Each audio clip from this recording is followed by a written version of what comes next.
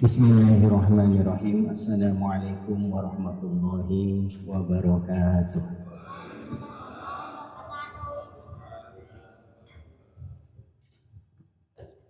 Innal hamdalillah nasta'inuhu wa nastaghfiruhu wa nu'minu bihi wa natawakkalu alayhi wa na'udzu billahi min syururi anfusina wa min sayyiati a'malina. May yahdihillahu fala mudilla lahu wa may yudlilhu fala hadiya lahu.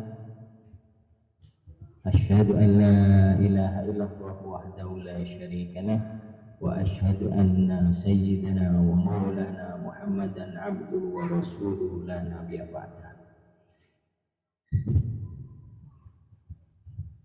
Bapak-bapak yang dimuliakan Allah, ibu-ibu, juga para santri salik semuanya, akramakumullah rahimakumullah.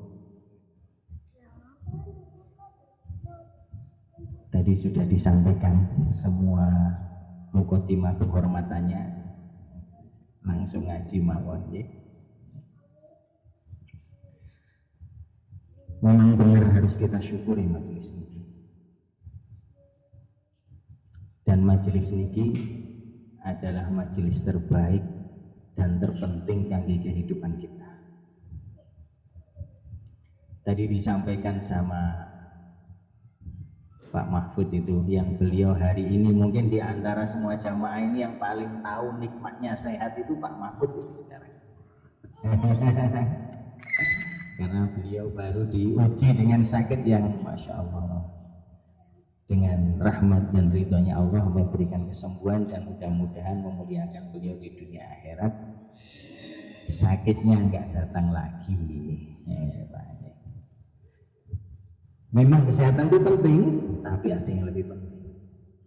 Tadi dikatakan untuk meraih nikmat kesehatan itu apapun kita mau korbankan. Kalau perlu rumah dijual supaya sehat, kalau butuh operasi. Tapi ada yang lebih penting, yaitu iman.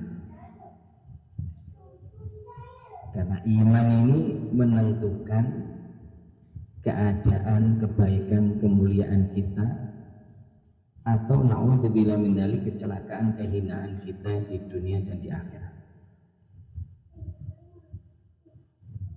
Walaupun orang itu sehat terus, dikasih umur 1000 tahun sehat terus, tidak pernah sakit, tapi kalau tidak iman, maka dia ini hakikatnya berjalan menuju kemurkaan Allah. Setiap waktu yang diberikan Allah kepada dia hanya menambah kecelakaan dan siksa Allah. Na'udzubillah. Tapi sebaliknya, kalau dia ini diberi iman, walaupun dia itu umurnya 1000 tahun, sakit terus, kesakitan terus, miskin terus, kelaparan terus, tapi kalau diberikan iman, maka semua penderitaannya itu akan memuliakan dia dan mengangkat derajat dia di sisi Allah, menjadi ibadah yang besar di sisi Allah. Makanya benar-benar tidak ada perkara yang lebih penting daripada usaha atas iman. Termasuk sekarang ini kita duduk di majelis iman, duduk di UGD-nya iman, ICU-nya iman. Apa itu? Majelis ilmu, majelis zikrullah. Santri-santri yang dimuliakan Allah, ada satu makhluk yang dijadikan sama Allah sebagai tempat semua makhluk yang menentukan kehinaan atau kemuliaan seorang hamba. Tadi kita bicara iman, ya. Iman itu adalah satu hal yang Allah ciptakan dan Allah tempatkan di hati hambanya. Ya. Maka satu makhluk yang Allah gunakan sebagai tempat untuk menempatkan makhluk-makhluk lainnya yang menentukan kemuliaan manusia dunia akhirat adalah qalbunya, hatinya. Ya. Semua makhluk, termasuk iman, ibadah kita, sah tidaknya itu tergantung qalbunya. Ya. Setiap peribadahan kita ada rukun yang pertama yang itu menentukan sah dan baiknya ibadah kita, diterima dan tingginya derajat amalan kita di sisi Allah. Apa itu? Niat. Innamal a'malu binniyah, bahwa sesungguhnya seluruh amal akan Allah balas, Allah ganjar, Allah lihat sesuai dengan niatnya, dan niat tempatnya di hati, di qalbu. Dan makhluk-makhluk yang lainnya, ya, sifat solihah tempatnya di mana? Hati. Sifat ikhlas tempatnya di mana? Hati, bukan di lisan, bukan di tangan, bukan di kaki. Sifat pemberani atau penakut di mana? Hati. Sifat orang itu tawadhu atau sombong di mana? Hati. Tulus, ikhlas atau riya atau ujub di mana? Hati. Ya, pembicaraan majelis seperti ini sangat penting dan harus kita perjuangkan untuk bisa hadir. Karena disinilah kita akan berikhtiar, berusaha untuk mengobati hati kita. Rasulullah SAW, beliau bersabda, "Ana inna fil jasadi mudghatan, idza salahat salahal jasadul kullu, wa idza fasadat fasadal jasadul kullu. Ala wahiyal qalbi." Ini kalau tawajuan selalu dibaca sama mursyid mana-mana ini. Ketahuilah wahai manusia bahwa di dalam dirimu ada segumpal daging yang apabila daging itu baik maka semuanya akan baik. Sebaliknya apabila daging itu buruk maka semuanya akan buruk. Walaupun di hadapan manusia baik, kalau hatinya seseorang itu buruk maka dia di hadapan Allah akan buruk. Ala wahiyal qalb. Ketahuilah bahwa itu adalah hati. Maka tidak ada yang lebih penting kita usahakan daripada mengupayakan qalbu kita ini menjadi sehat.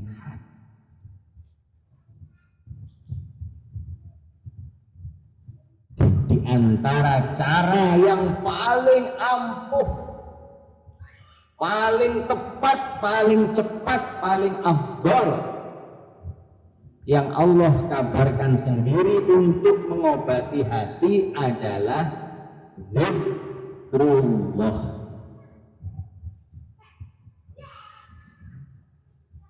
Allah Subhanahu wa taala berfirman, "Ala bi dzikrillahi tatma'innul qulub."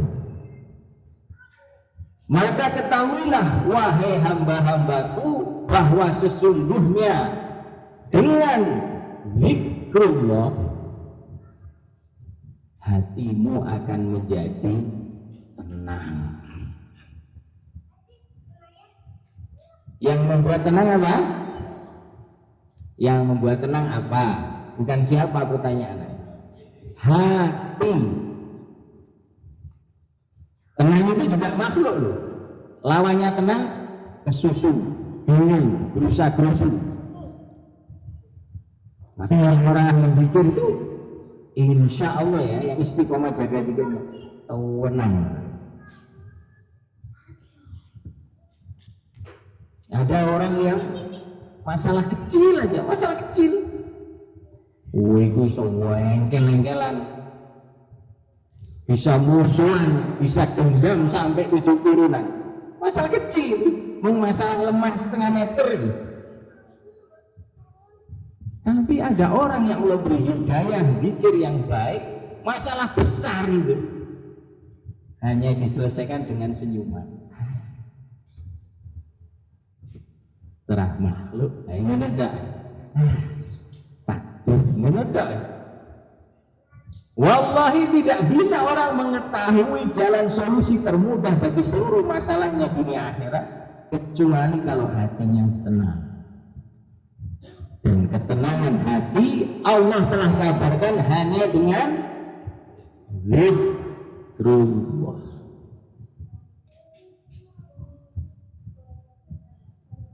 Makanya Nabi bersabda,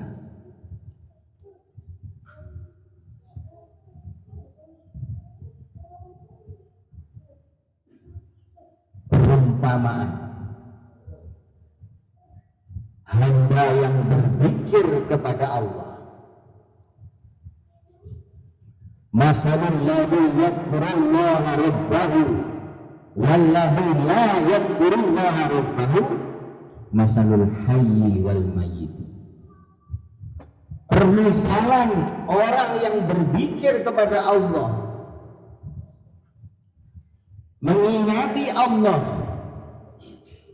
mempunyai amalan mengingati Allah di dalam hati, dan itu tidak bisa sekali, berkali-kali istiqomah dan dengan cara kaidah yang benar. Orang-orang seperti itu perumpamaannya seperti orang hidup. Walladzi la yadhkurullaha rabbahu, dan mereka-mereka yang tidak memiliki amaran zikrullah kepada Tuhannya itu seperti mayit, seperti wong mati. Perumpamaan wong sing zikir sama orang yang tidak berzikir itu perumpamaannya seperti wong urip kali wong mati. Piye Pak, kayak wong mati. Seumpama ini di majelis kita yang mulia ini, yang asik ini, walaupun rada akeh sing sumuk ini, tiba-tiba datang mayat ditaruh sini, kira-kira piye? Nyaman nggak kita duduk di sini? Nggak nyaman lah. Apa meneh loro, apa meneh telu, apa meneh lima, mayat gunungan yang gini. Nggak mungkin kita merasa nyaman. Maka perumpamaan orang yang belum diberikan Allah hidayah untuk zikrullah, ini yang ngomong bukan saya ya, yang ngomong Rasulullah, seperti orang yang mati. Begitu pentingnya zikir Pak. Lalu sudah sholat ya, sudah sholat. Tapi kamu menjadi mulia ketika sholat, selepas sholat. Saya sudah puasa, saya sudah cerdanya lainnya. Maka penting sekali zikrullah ini kita kuatkan, dan majelis-majelis seperti ini kita kuatkan, yang mengajak tafakur, muhasabah, menggali lagi tentang pentingnya mengagungkan dan mengingati Allah ini. Kita kudu semangat. Sudah dibikin selapan pisan, 35 dina pisan, mau ya absen kok nemen-nemen.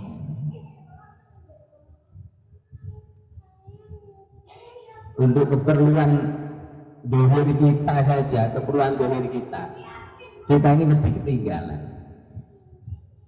Sing pegawai-pegawai itu jangankan bayaran, tanggalnya dihitung, tanggal kurang-kurang dino. Untuk keperluan perut. Nah, untuk keperluan tenangi urip, ini yang kita sering salah paham. Untuk keperluan tenangnya hidup, untuk keperluan tenangnya kita, mulianya kita di hadapan Allah, kita tidak pernah berhitung. Bahasa besar undangan, semuanya ayo. Wah, kok yang pasti aku pasang sumbangan lah. Wis ki. Ini kudu Pak iki Pak. Kita harus perbaiki Pak. Oh jadi bentur-bentur no keadaan yang bisa membenahi iman dan agama kita, ketenangan hidup kita ini dengan upaya-upaya yang lain. Apa meneh wong wae nyumbang, ala nyumbang kok bareng ngaji ya iso to. Wonten Pak sing ngoten niku. Wong teko. Saya. Sering Pak ngoten. Wah pas nyumbang sesuk telat rapopo. Lek ketinggalan majelis seperti ini kapan arep pulang?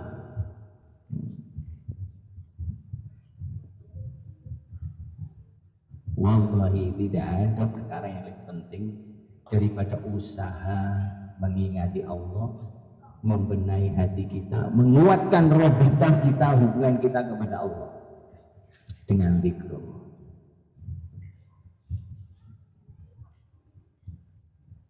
Jika Allah berfirman, ketahuilah dengan zikir hatimu akan menjadi tenang, maka demi Allah hidupmu mesti tenang dengan zikir. Tenang sama dengan Allah lupa. Sampai gak percaya lagi ya, ojo iman. Satu ayat saja kita gak yakin, lepas iman kita. Kalau Allah sudah berfirman, ketahuilah orang iman, dengan zikrullah hatimu tenang, maka di luar itu tidak mungkin benar tenang. Kalau Allah yang menciptakan kita, menciptakan dunia, memegang semua urusan dunia, mentakdirkan cerita-cerita dunia, mengatakan kunci tenang ada di zikrullah, maka di luar itu tidak mungkin jenengan tenang. Wah temenan ini tak lepas waya bayar, iya. Bareng buat bom ini wayai angsuran gini itu terus gak tenang kan gitu. Tenang ini temporary, sekedap. Tenang neng makhluk itu sekedap.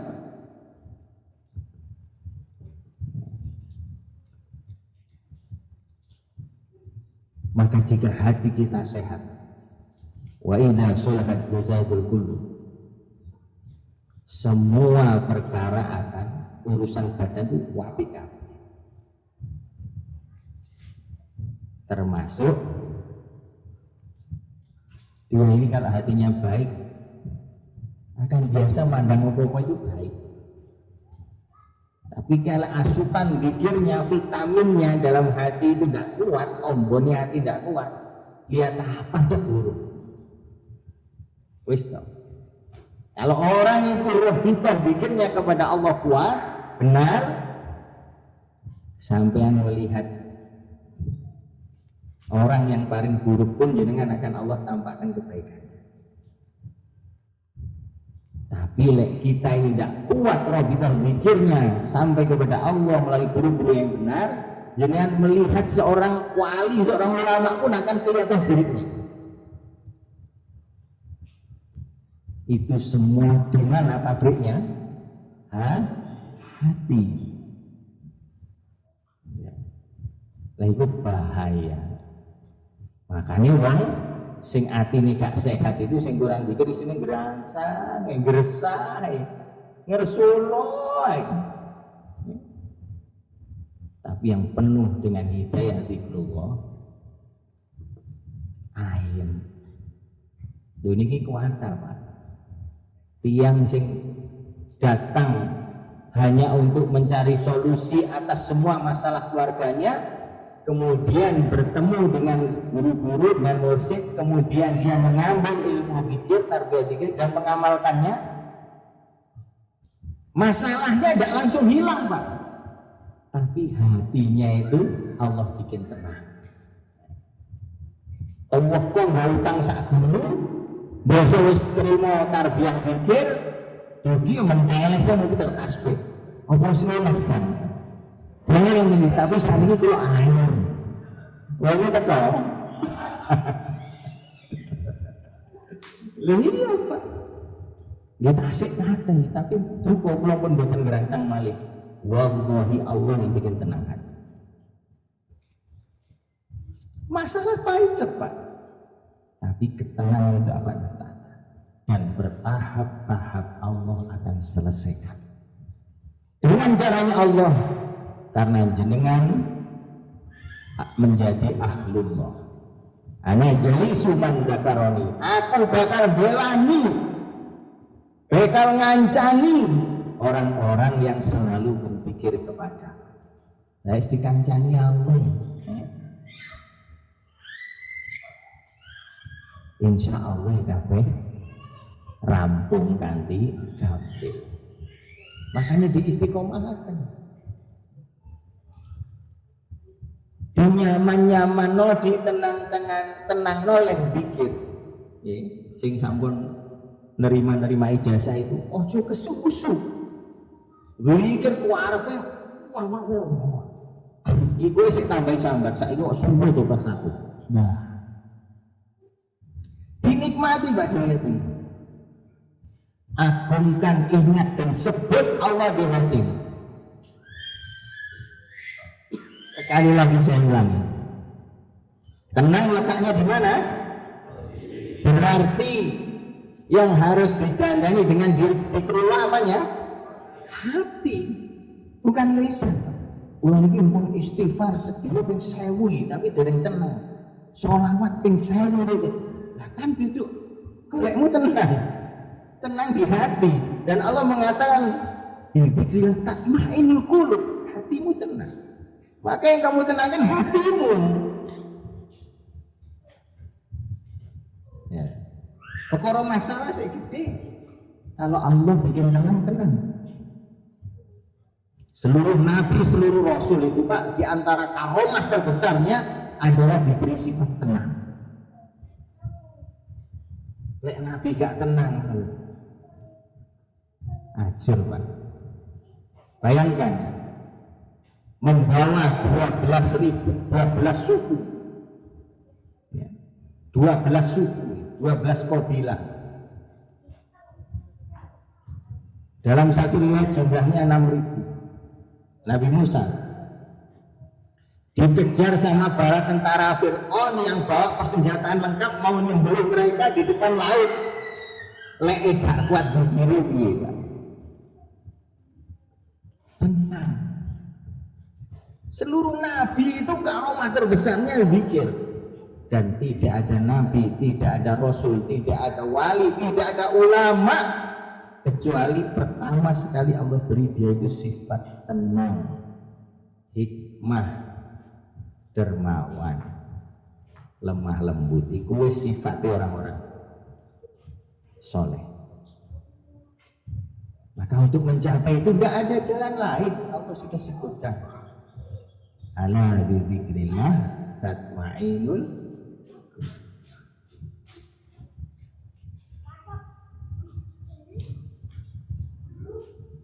Santri-santri muliakan Allah. Air itu kalau tenang,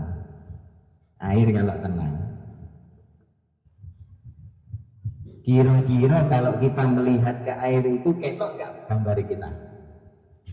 Kelihatan nggak? Lek gak tenang, walaupun bening tapi gak tenang, itu orang. Demikian juga hati kita. Kalau hati kita tenang, walaupun kita tidak berilmu, Allah akan beri hikmah. Tahu hikmah? Jalan atau cara mudah untuk melihat satu perkara dan mengetahui jalan keluarnya dengan baik. Itu namanya hikmah. Tanpa resiko dan mudah. Perumpamaan lampu ya, lampu itu kalau ditanya sama orang ahli ilmu tapi yang Allah nggak tolong, itu piye caranya mateni lampu? Coba no mati, bandung mau mati. Ngojo lampu lek arep ngekakno nih, lek ngono lepasen nih. Ora, dadak golek ondo, lek ngono kabeh ketoken nih. Lah ngono. Begitu orang diberi ilmu dan hikmahnya, apa to ngelang-ngelono saklare yang cetekno rapi. Itu hikmah itu Pak. Setiap masalah dia, walaupun orang lain melihat besar, pertama Allah beri tenang, kedua Allah beri hikmah. Allah. hatinya jernih, tenang dan bisa melihat perkara yang baik dan mudah untuk dirinya. Itu kalau diolah terus Pak, bisa melihat orang lain. Dituduhkan ini punya firasat yang kuat. Ya itu ini sering nekani ketekan perkara-perkara besar tapi pas gak di firasatnya. Ya, ruru teko. Wis tak hindari ketemu ini. Kayak pas kurang duit ini. Di antara sebab yo bikin kita itu sangat lemah. Ngaji semangat Pak. Mulai lagi itu jalan baru ke omah ilahi apa sampai nol. Di antara hati ini gak bener Pak. Kurang pikir. Apalagi neng dosa-dosa nih, lali kabeh. Makanya jarang istighfar, jarang tobat. Kalaupun punya amalan dari toreko itu, kalau istiqomah sholat tobat, tapi tidak menghadirkan sifat tobat. Maknanya bikin kita terus kudu diperhatikan terus, ditambahin terus, diupayakan lebih baik terus. Saya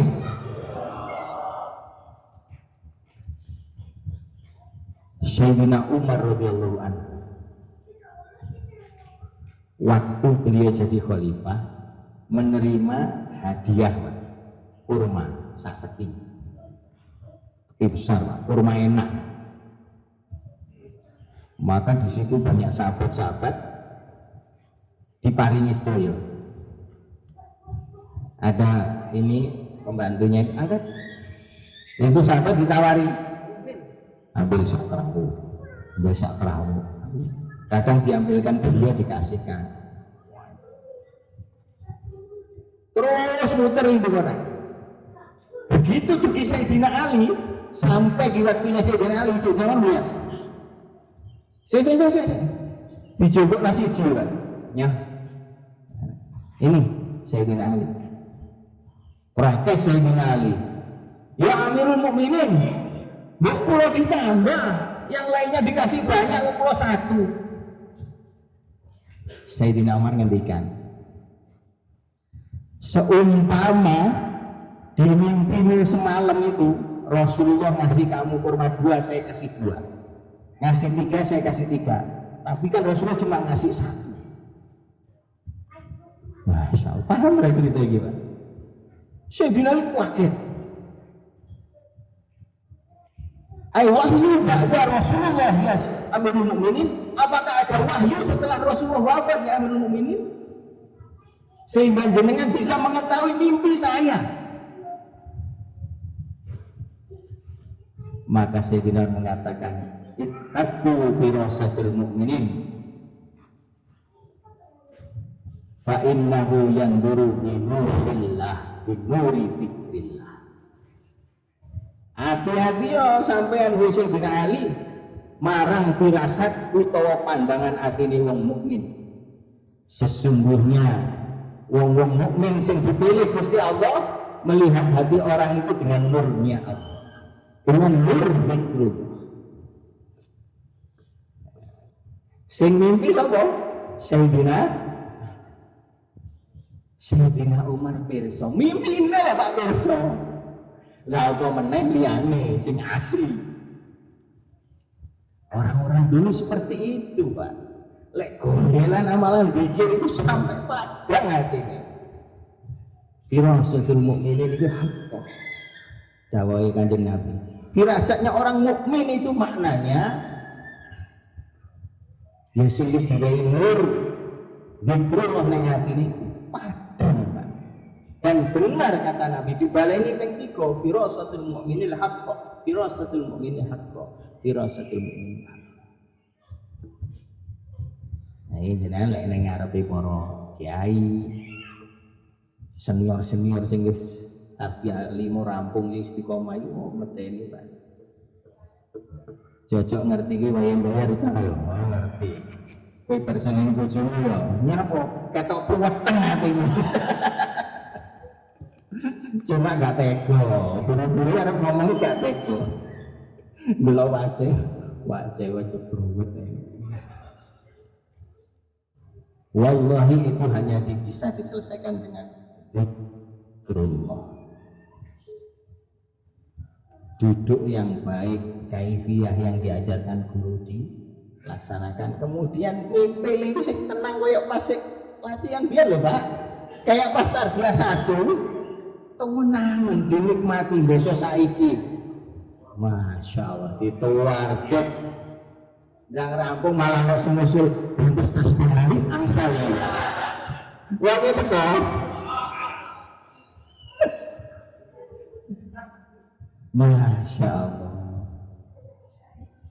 Rezeki Pak sakit berhubungan dengan Allah, menyebut mengagungkan Allah yang bisa menenangkan hatinya, jaluk dicepet. Tapi sing jaluk usaha mengenyangkan perutnya jaluk ditambahi, bayaran gak tambah-tambah 3 tahun dah. La haula wala quwata. Jadi dengan zikir itu Pak, hati kita itu tenang, wis toh. Wong tenang itu walikane apa? Kesusu, gerusa-gerusu. Nek gue ke arep kesusu wae. Terutama ibu-ibu. Sampai Rasulullah itu sabda khusus nganggo ibu-ibu. Wong-wong wedok ngerti yo. Nah, ngene. Wong-wong sing salat-salate dhisiki imam besok ditangekno ning dina kiamat dalam keadaan kepalanya seperti binatang atau seperti himar atau seperti anjing. Naudzubillah. Wis incengen Pak lek sampean pas salat jamaah kumene tarawih.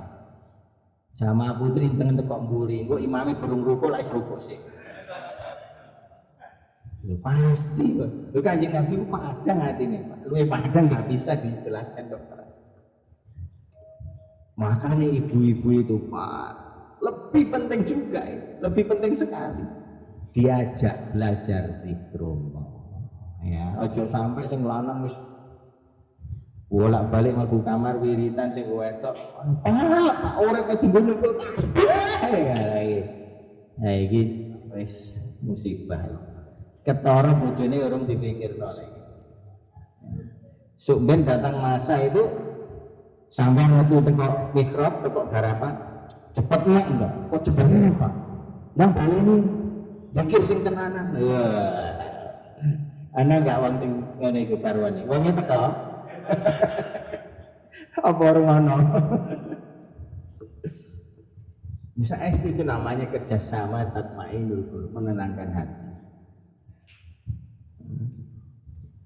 Dan itu penting Pak.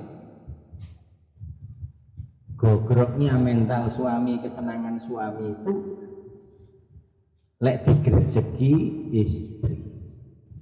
Sing grejeki wong sak kampung iki lurah tenang. Tapi lek bojone ana yes kok karep ngono wae. Maka dipikirkan wanita-wanitanya ini yang belum menikah. Insyaallah. Tenang melihat apa-apa itu terus. Dan di antara cara yang bisa mendatangkan kita istiqomah tenang, istiqomah zikir, khusyuk tawajuh dalam zikir, yaitu jangan mudah sakit hati. Imam Ghazali ngendikan ojo gampang benci neng uwong.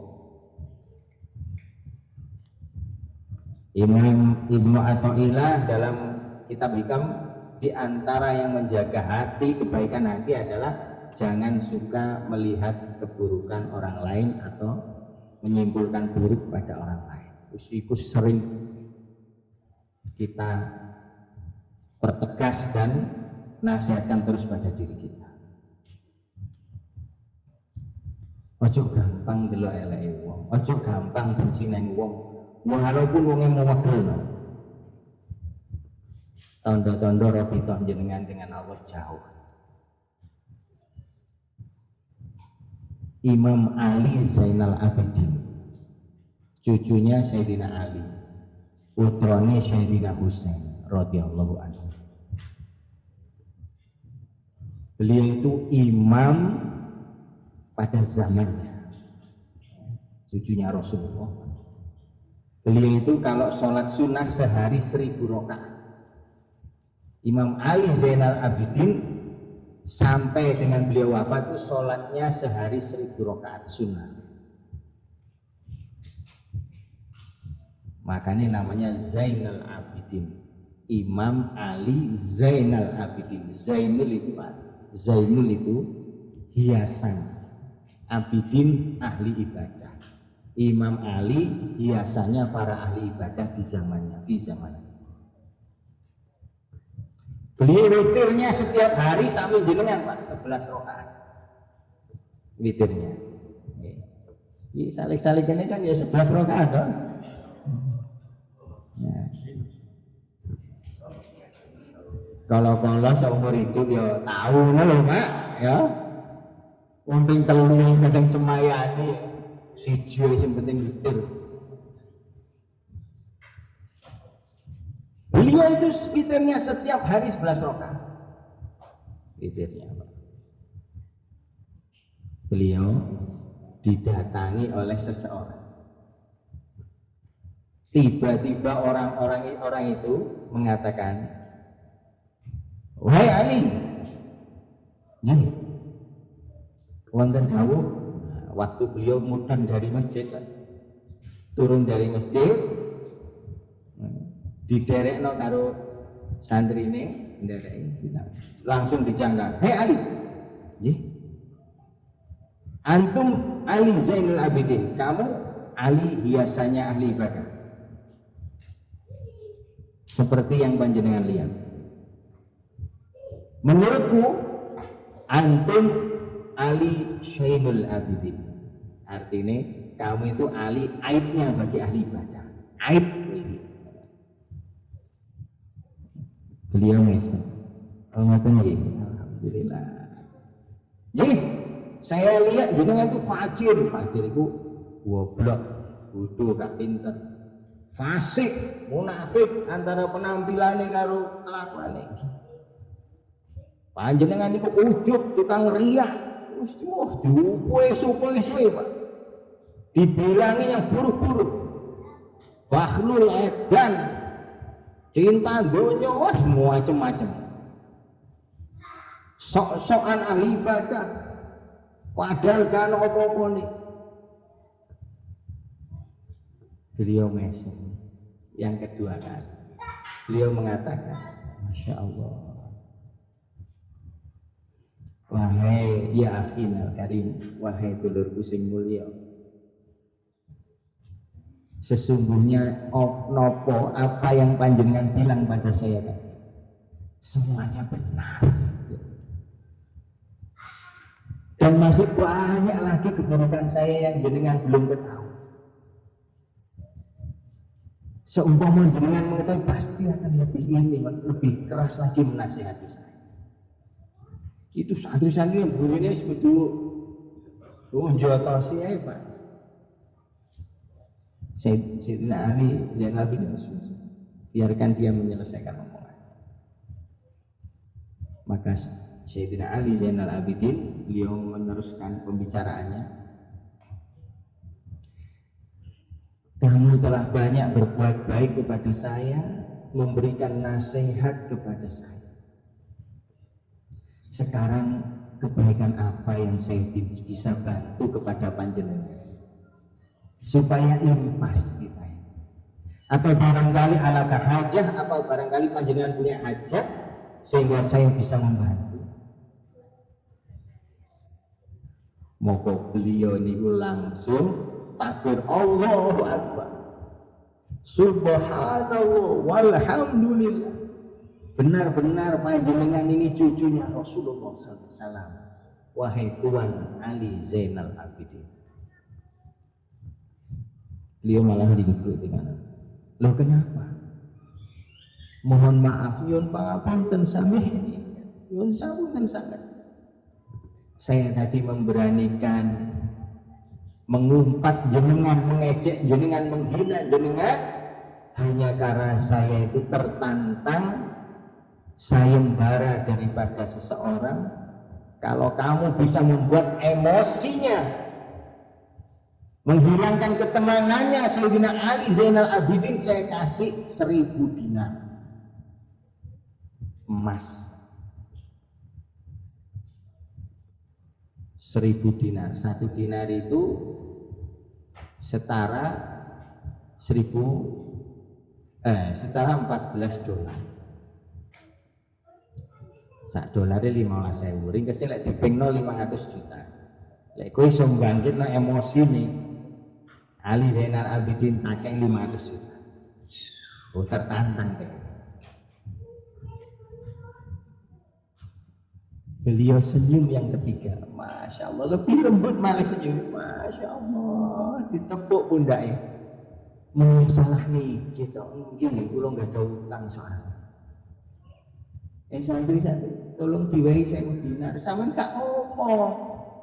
Lek sampean ngomong mah gak usah.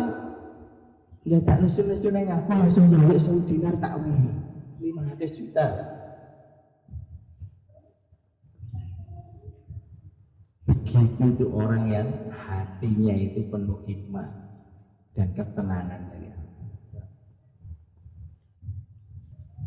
Aja sampai Pak kita rusak robitoh kita, wukuf qalbi kita, zikir kita dengan benci pada orang, peteng hati hilang tenangan. Pokoknya ngadepi apa-apa ini ingat kepada siapa? Semua makhluk siapa yang menciptakan, bisa bergerak datang kepada kita siapa yang mendatangkan, bisa mengucapkan apapun senang atau benci kepada kita siapa yang menggerakkan hatinya. Kenapa? Apa kita mau nggak terima sama Allah? Ya, ngene. Makanya pentingnya orang nyebut Allah, Allah, Allah. Zikrullah, menyebut asma Allah. Tatmainul qulub, membuat hatinya tenang. Maknanya nyebutnya di hatinya. Lah itu ilmu ini. Beda sama yang lambung. Allah la ilaha illallah. Di hati. Tentunya dengan kaifiah yang diajarkan guru-guru yang bersanad sampai kepada Rasulullah. Saya jaga zikir, kuatkan zikir, ajak keluarga untuk berzikir, cari ilmu zikir yang benar, yang baik, bersanad, jangan benci kepada siapapun. Insya Allah hati jenengan tenang, hidup jenengan tenang, dunia akhirat tenang, dikubur tenang, sirat tenang, mahsyar tenang, masuk surga dengan tenang. Nggih, dadi wong sing mutmainnah, sing ayem. Lek wong wis parek, ayem, akrab karo Gusti Allah, muraqabin. Jadi wong sing muraqaban ning Gusti Allah kuat. Sering saya sampaikan, dia ini kekasih Allah. Allah nggak akan tega dia disakiti siapa. Mau kekasih. Sampai waktu beliau wafat, orang-orang seperti ini, Israel oleh kerja, semandek-mandek ini. Bukan tugasmu mencabut nyawa dia. Mencabut nyawa orang ini bukan tugasmu. Maka Allah berfirman langsung, ya ayuhan nafsul mutmainnah, jiwa sing tenang, sing parek, sing sandarane kuat nengar. Irji'i ila rabbiki radiyatan mardiyah. Keluar sendiri kamu. Ila rabbiki radiyatan mardiyah, menuju keridhaan Tuhan. Fadkhuli fi ibadi. Sana masuk kumpul dengan kekasih-kekasihku yang lain. Fadkhuli jannati. Langsung aja masuk surga tanpa diteko itu sodi. Mudah-mudahan termasuk kita. Allah berikan kepada kita istiqomah. Menjaga pikir kita. menambah kepahaman pikir kita, memberikan ayam tenang lahir batin kita, mengumpulkan kita dengan guru-guru yang mulia sampai kepada Rasulullah SAW, dan mengangkat seluruh kesempitan hidup kita, ahli keluarga kita, keturunan kita, menempatkan kita di surganya bersama dengan Rasulullah SAW. Al-Fatihah. Alhamdulillah. Iyyaka na'budu wa iyyaka nasta'in. Shiratal ladzina an'amta 'alaihim. Wallahul muwaffiq ila aqwamit thoriq. Subhanallah bihamdi, subhanakallahumma wa bihamdika, asyhadu an la ilaha illa anta, astaghfiruka wa atubu ilaik. Assalamualaikum warahmatullahi wabarakatuh.